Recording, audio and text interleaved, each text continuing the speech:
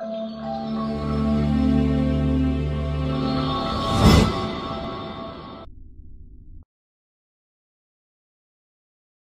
à tous et bienvenue sur cette nouvelle vidéo. Aujourd'hui, nous allons voir ensemble quel impact sur le loyer et les actes importants de la vie locative lorsque le propriétaire bailleur décède. Mais avant cela, je vous demande de liker cette vidéo pour encourager la production des autres vidéos.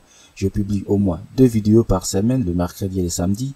Pour ne plus louper nos prochaines vidéos, je vous demande de vous abonner et d'activer la cloche de notification.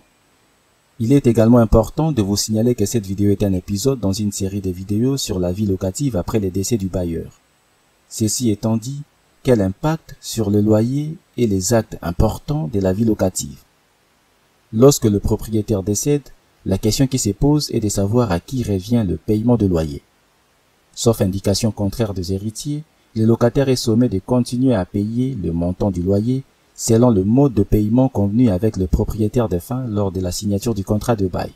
Mais attention, si le locataire devait payer ses loyers par chèque, alors celui-ci devra s'assurer de disposer des documents officiels attestant de l'identité des héritiers afin d'éviter les escroqueries.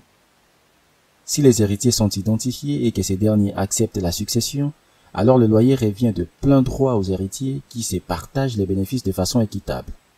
En revanche, si les notaires chargés de la succession peinent à identifier les héritiers du propriétaire défunt, alors c'est lui qui recevra le montant de loyer et qui les conservera le temps que les héritiers soient identifiés. Le montant du loyer ne peut pas être révisé avant l'issue du bail initial. Si le contrat de bail de location est reconduit tacitement, alors le montant du loyer reste le même. Toutefois, si les héritiers veulent modifier le montant du loyer, ils devront faire une offre de renouvellement auprès du locataire afin de lui soumettre le montant du nouveau loyer. Bien évidemment, le locataire pourra refuser l'offre. Il sera alors sommé de quitter le logement et de restituer les clés aux héritiers. Par ailleurs, en ce qui concerne les actes importants de la vie locative, demande de renouvellement ou résiliation anticipée du bail par exemple, le locataire devra se tourner soit vers les héritiers, s'il en existe et qu'ils sont identifiés, soit vers les tribunaux afin qu'un administrateur judiciaire de la succession soit nommé.